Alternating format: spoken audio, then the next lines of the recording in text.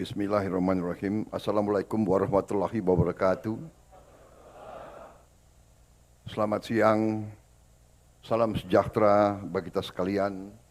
Shalom, salve om swastiastu, namo buddhaya, salam kebajikan, rahayu rahayu. Yang saya hormati Wakil Presiden Republik Indonesia, Saudara Gibran Raka Buming Raka, Menteri Perencanaan Pembangunan Nasional sebagai tuan rumah Profesor Dr. Insinyur Rahmat Pambudi,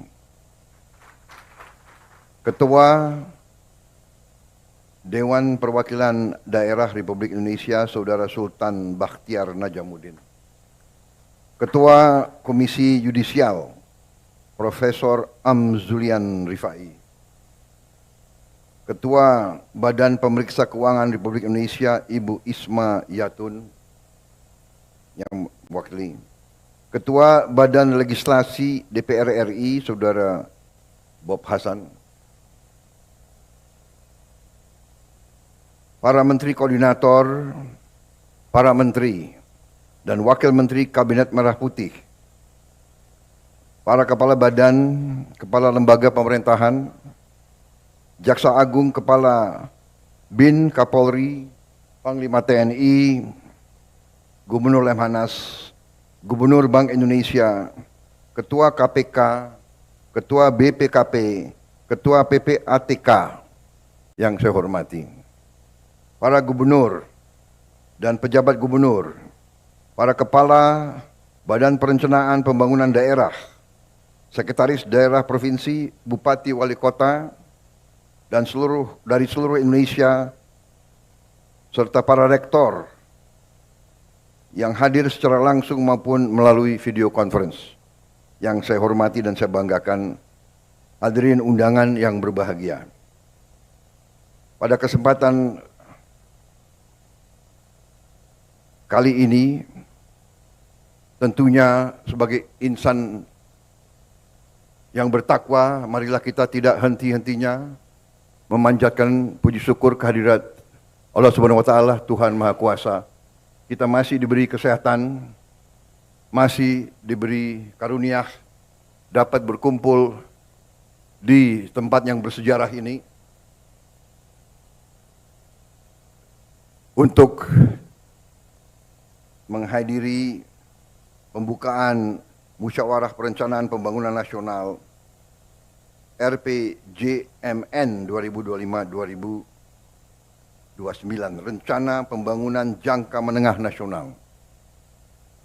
Dalam kesempatan kali ini saya ucapkan terima kasih kepada Kepala Bappenas dan seluruh jajarannya, serta seluruh Gubernur dan Kepala Badan Perencanaan Daerah, Pembangunan Daerah yang telah bekerja keras menyusun dan menghasilkan rencana pembangunan jangka menengah ini.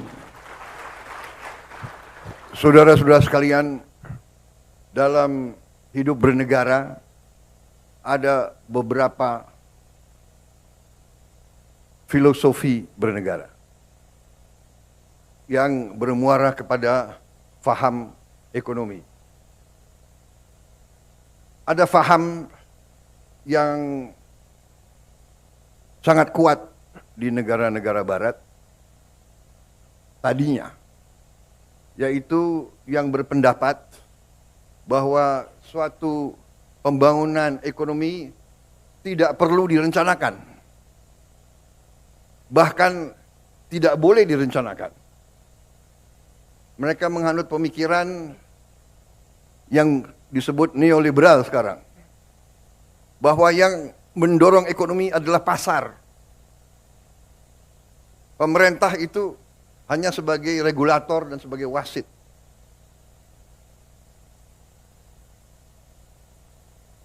Bangsa Indonesia dalam Undang-Undang Dasar 1945,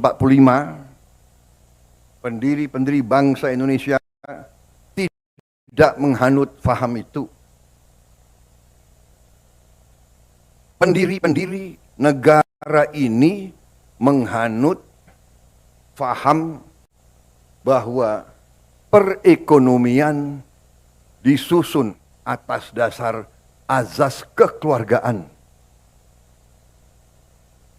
Pemerintah bukan hanya wasit, pemerintah bertanggung jawab, pemerintah dipilih oleh rakyat, pemerintah harus menjadi pengayom rakyat, pemerintah harus jadi pemimpin, pemerintah harus jadi pelopor, pemerintah harus menjadi pengelola, pemerintah harus memanage ekonomi, pemerintah harus menjaga segala kekayaan bangsa Indonesia.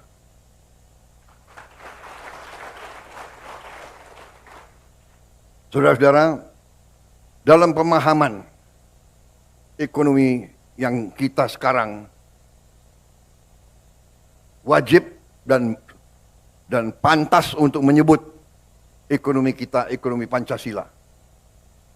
Bahwa ekonomi Pancasila itu adalah penggabungan antara yang terbaik dari pemahaman pasar bebas, kapitalisme, yang terbaik dari ekonomi yang direncanakan, planned economy.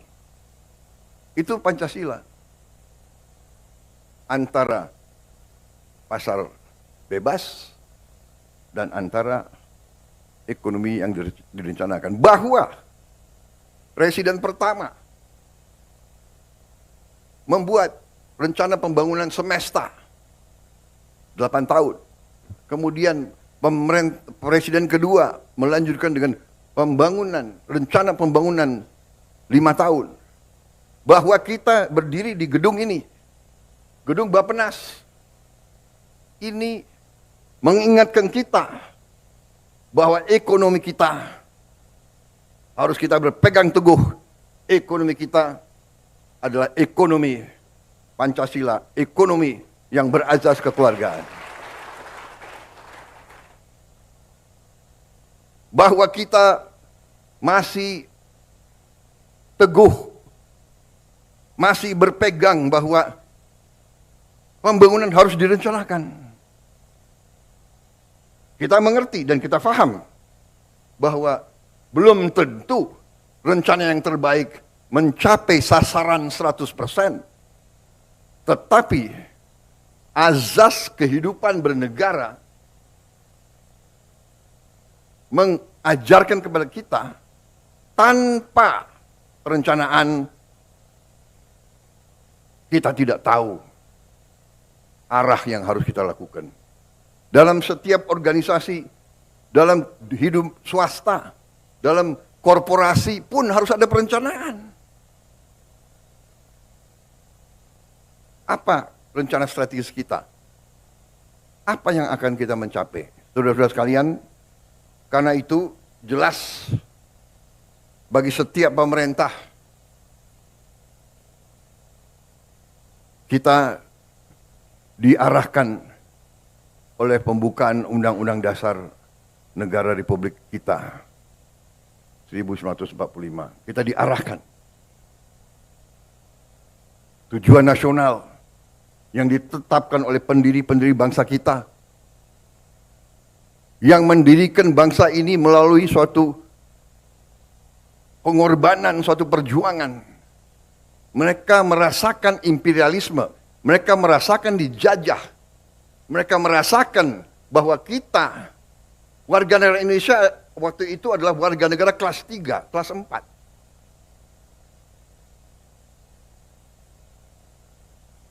Tujuan nasional pertama, azas perlindungan. Melindungi segenap bangsa Indonesia dan seluruh tumpah darah Indonesia. Melindungi. Saya disumpah. Saudara Wakil Presiden disumpah untuk menjaga, menjalankan Undang-Undang Dasar. Saya harus melindungi, pemerintah yang saya pimpin harus melindungi segenap bangsa Indonesia. dan seluruh tumpah dari Indonesia. Dan saudara-saudara sebagai bagian dari pemerintah, saudara-saudara sebagai anak bangsa Indonesia di bidang masing-masing, di eselon masing-masing punya tanggung jawab untuk menjalankan Undang-Undang Dasar ini. Kita harus melindungi rakyat kita. Melindungi dalam arti yang lengkap, dalam arti komprehensif, dalam arti yang menyeluruh. Melindungi secara fisik. Melindungi secara fisik artinya rakyat kita harus cukup makan.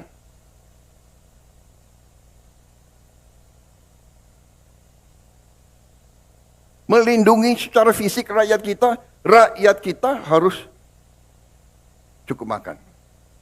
Melindungi segenap tumpah darah artinya kita harus swasembada pangan.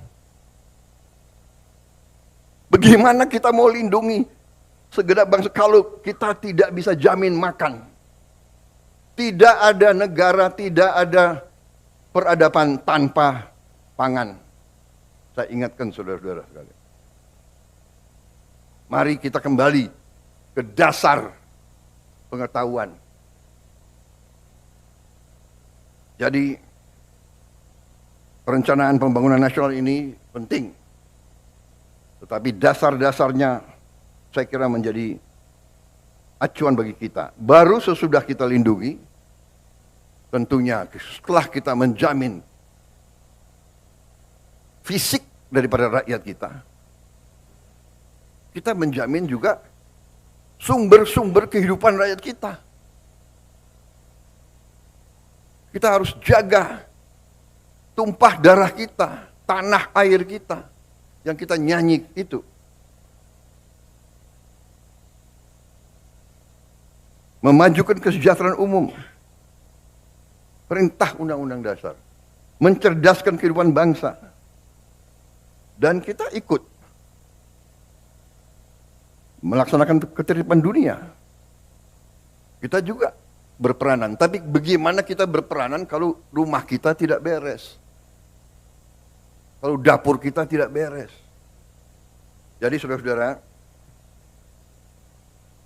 ini penting saya sampaikan karena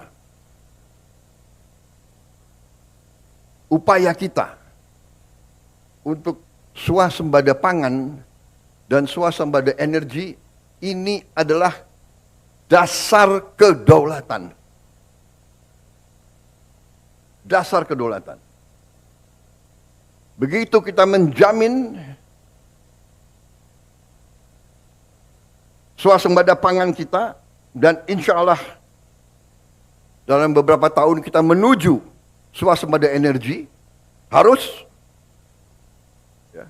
Karena ada budaya di bangsa Indonesia ini saya perhatikan, ya,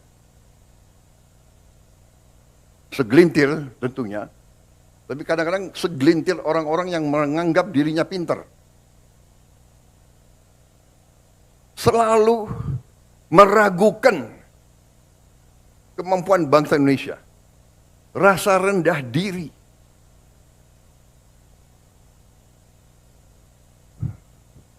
Punya gelar profesor, sekolah di mana-mana yang terkenal, tapi mentalnya masih mental rendah diri. Apa yang dilakukan bangsa sendiri selalu jelek. Belum kita bekerja sudah mulai nyinyir. Gitu. Ini, saudara-saudara, pemerintah yang saya pimpin tidak ragu-ragu.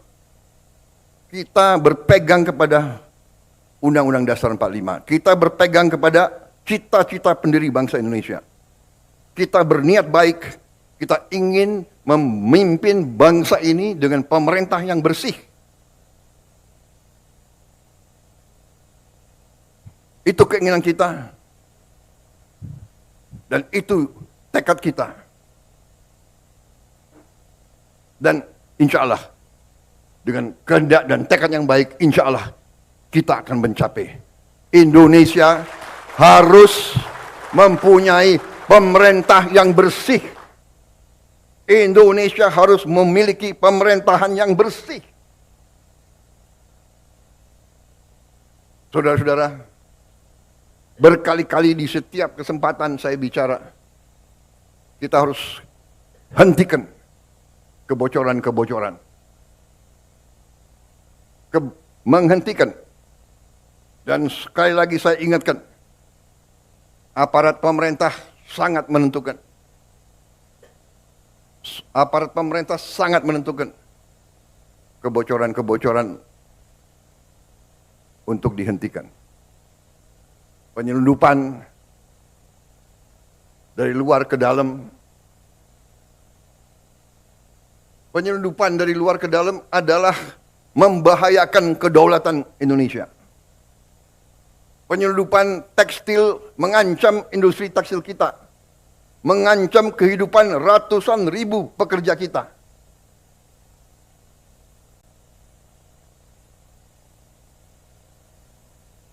Saya nanti akan cari ahli-ahli hukum, apa wewenang yang bisa saya berikan kepada aparat. Apa kapalnya ditenggelamkan?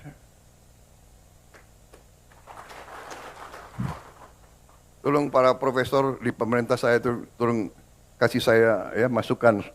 Nanti saya dibilang nggak ngerti hukum lagi. Gitu. Tapi kalau dia mengancam kehidupan rakyat Indonesia, kalau perlu kita tenggelamkan kapal-kapal itu. Dan saya mohon ya, kalau sudah jelas melanggar, jelas mengakibatkan kerugian triliunan, ya semua unsurlah. Terutama juga hakim-hakim ya, vonisnya jangan terlalu ringan lah.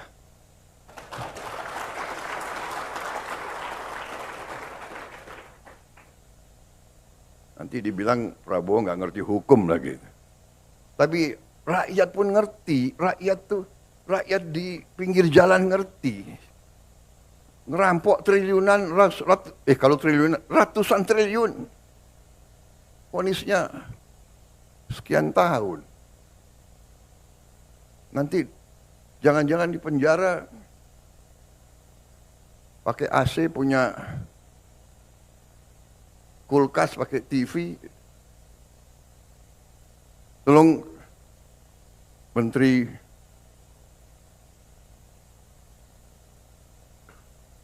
Pemasyarakatan ya,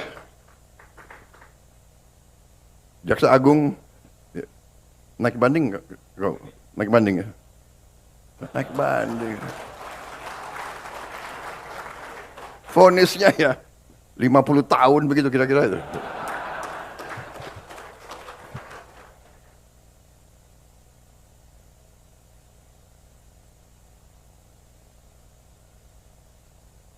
Kita semua, mari kita kembali ke jati diri kita, kembali ke 17 Agustus 45, cita-cita pendiri bangsa kita. Saya tidak mau nyalahkan siapapun, ini kesalahan kolektif kita. Mari kita bersihkan. Makanya saya katakan, aparat pemerintahan kita gunakan ini untuk membersihkan diri, untuk membenahi diri sebelum nanti rakyat yang membersihkan kita. Lebih baik kita bersihkan diri kita sendiri. Rakyat Indonesia sekarang tidak bodoh, mereka pinter-pinter. Semua orang punya gadget. Sudah lain, ini bukan 30 tahun yang lalu, ya kan? Ini bukan 20 tahun yang lalu. Jadi saudara-saudara, Musrengbangnas ini saya gunakan kesempatan ini untuk tadi ucapan terima kasih, dan ini ada kesempatan untuk diperbaiki, saya kira ya kan, masukan dari daerah-daerah, dan juga saya minta kebesaran hati, kebesaran jiwa kita semua. Rakyat saya yakin akan sabar rakyat kita rakyat yang baik. Mereka mengerti siapa yang di atas jalan yang benar, siapa yang tidak di atas jalan yang benar. Saudara-saudara sekalian. Jadi, marilah kita berbuat yang terbaik. Dalam arti perencanaan ini kita laksanakan dengan realisme, dengan hal-hal yang konkret. Ya. Terima kasih. Ada angka tadi, ya kita memang saya mencanangkan pertumbuhan 8%. Banyak yang tidak yakin dan tidak percaya. Ya kita buktikan. Belum tentu kita akan capai 8%. Tapi sekali lagi, ya, pemimpin-pemimpin yang berani, pemimpin-pemimpin yang besar dalam sejarah pengalaman saya sendiri, dalam karier saya sebagai prajurit, kalau saya hadapi musuh yang berat, saya harus yakin saya akan berhasil, saya akan menang. Kalau tidak, kita nggak berani berbuat. Bung Karno menyampaikan, mengatakan kepada kita, gantungkan cita-citamu setinggi langit. Kalau kau tidak mencapai langit, minimal kau jatuh di antara bintang-bintang. Itu memang istilahnya memotivasi kita. Kalau Belanda dulu mengatakan bahwa kita ini tidak pantas merdeka, tahun 45. Belanda mengejek kita. Apa? Kamu? Hei, orang Indonesia, hei orang pribumi, kau mau merdeka? Bikin peniti saja tidak bisa. Dulu kita dituduh bikin peniti saja tidak bisa. Tapi kita mau merdeka. Proklamasi kemerdekaan kita berapa itu? Mungkin tiga baris ya. Proklamasi yang tersingkat saya kira dalam sejarah dunia, iya kan? Hal-hal yang menyangkut pemilihan akan pokoknya administrasi belakangan ya, merdeka dulu, kan begitu. Tapi sekarang tidak, administrasi harus baik, ya kan? Kalau enggak dikejar BPKP, KPK, BPK, kita administrasi baik. Makanya ada Badan Perencanaan Nasional, ada Bapeda. Tapi saya minta kebesaran jiwa dalam arti ini. Ada prioritas kita. Ya, jadi mungkin KL-KL sebagian tidak akan mendapatkan anggaran yang dicita-citakan. Saat ini, nanti kita lihat perkembangannya. Ya, jangan ganggu Menteri Keuangan terus. Karena Menteri Keuangan itu bertanggung jawab kepada saya. Waktu saya Menteri Pertahanan, selalu saya dibatasi oleh Menteri Keuangan.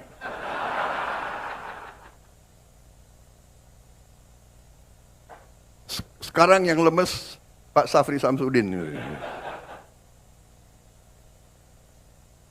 Kalau dia merasa dibatasi oleh Menteri Keuangan, nanti Menteri Keuangan mengatakan, ini perintah Presiden. Setelah saya jadi Presiden, saya harus mikir, ya kan? Pertahanan sangat penting, tapi anak-anak ini harus makan. Iya kan? Guru-guru gajinya harus diperbaiki. Hakim-hakim harus segera dibikin rumah-rumah dinas yang layak. Tidak boleh ada hakim yang kontrak.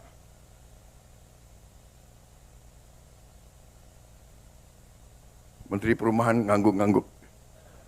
Terima kasih Menteri Perumahan. Tambah rambut putih aku lihat kau itu. Baru 2 bulan udah. Tapi masih senyum, saya terima kasih. Jadi ini juga para gubernur, para bupati ya, yang ikut rapat ini melalui video conference, saya mohon juga jiwa besar dan kesabaran. Mungkin ada beberapa yang harus kita dahulukan. Tapi percayalah ujungnya nanti gubernur bupati yang akan merasakan. Contoh, dana desa adalah sekarang 1 miliar 1 tahun. Benar ya? Dengan program makan bergizi, ya, itu nanti uang yang beredar di desa mungkin akan naik 5, 6, 7 kali. Saudara-saudara sekalian. Jadi bukannya kita akan tambah, tapi melalui mekanisme yang kita yakin harus sampai ke sasaran. Harus sampai ke sasaran. Dan untuk seluruh aparat, seluruh eselon, ya, budaya markup, budaya penggelumbungan proyek dan anggaran itu adalah korupsi.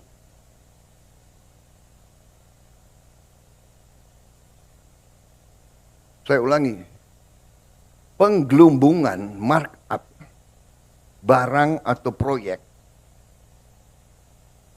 itu adalah merampok uang rakyat. Kalau bikin proyek yang nilainya 100 juta, ya 100 juta. Bikin rumah 100 juta, ya 100 juta. Jangan 100 juta dibilang 150 juta. Budaya ini harus kita kurangi, saudara-saudara. Bukan kurangi, maaf, harus kita hilangkan. Ya.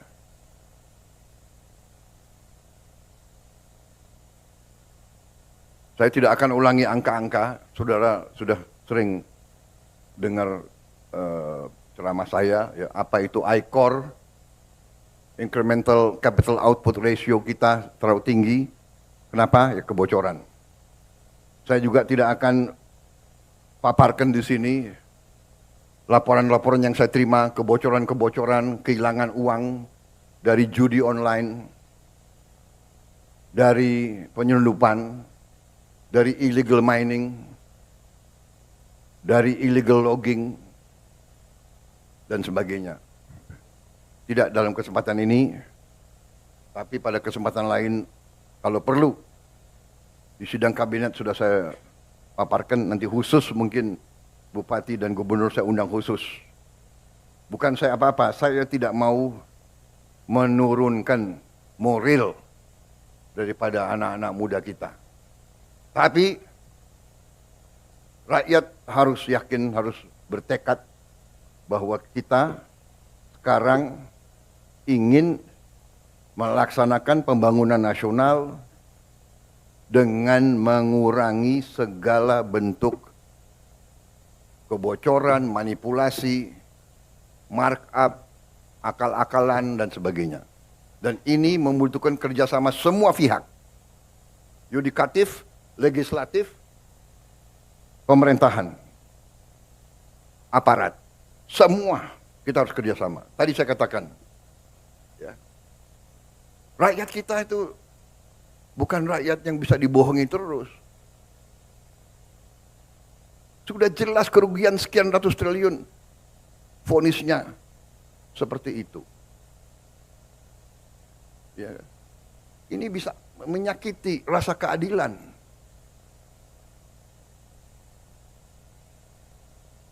Ada yang curi ayam dihukum berat, dipukulin. Saya kira demikian yang ingin saya sampaikan, saudara-saudara. Terima kasih.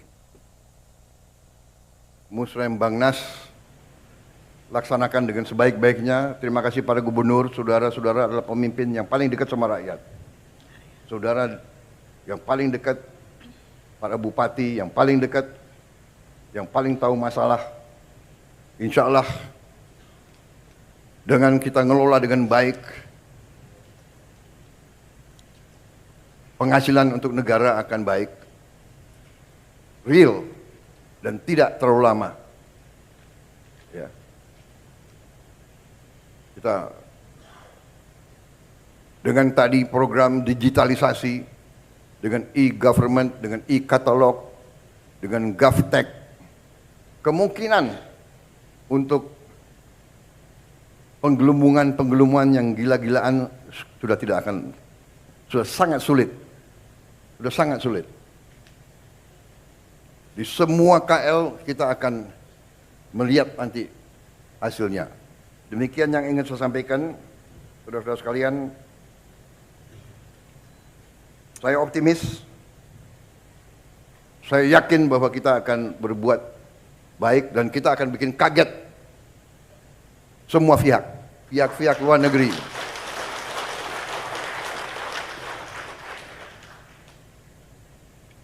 Saya malah ditantang oleh ada pihak-pihak dari luar negeri yang tantang saya. Mereka yakin kita tidak mungkin 8%. Kalau mencapai 8%, saya akan dikasih makan malam gratis. Saya boleh pilih menunya. Saya akan pilih menu yang paling mahal. Tapi karena saya sudah saya harus mengurangi berat badan, jadi bagaimana itu? Terima kasih Bappenas dan seluruh jajarannya atas kerja keras saudara-saudara. Terima kasih Bapeda, Gubernur. Kita melangkah menatap hari besok dengan gagah, dengan keyakinan.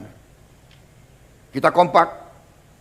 Kita bersyukur kepada Tuhan, bersyukur negara lain penuh kesulitan, negara lain penuh ketegangan, pertikaian.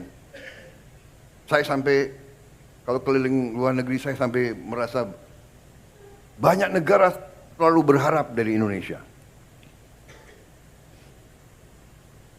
Saya sampai ngeri sendiri, terlalu berharap, disangka kita ini sudah jadi apa begitu.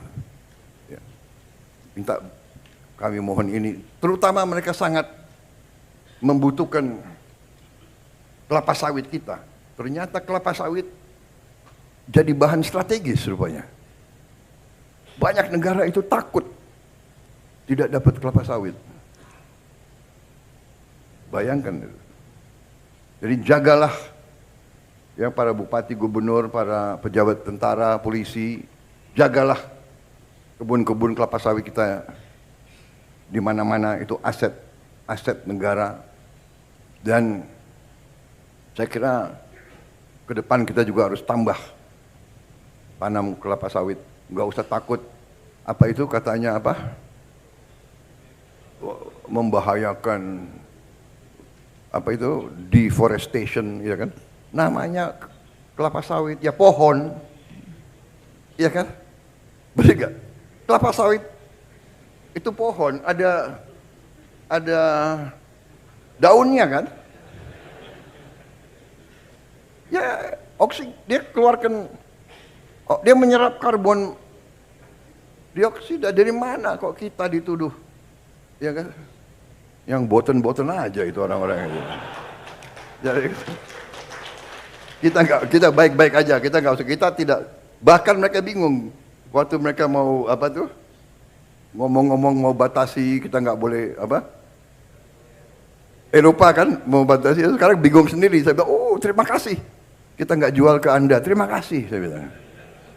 Mereka panik sendiri di situ sekarang. Tuh, nanti semua industri coklat mereka kacau itu kan. Bikin coklat itu kan dari kelapa sawit itu. Sebagian dari deterjen, apa itu, kosmetik, Bingung sendiri mereka, nggak apa-apa. Saya kira itu dari saya. Terima kasih. Wassalamualaikum warahmatullahi wabarakatuh.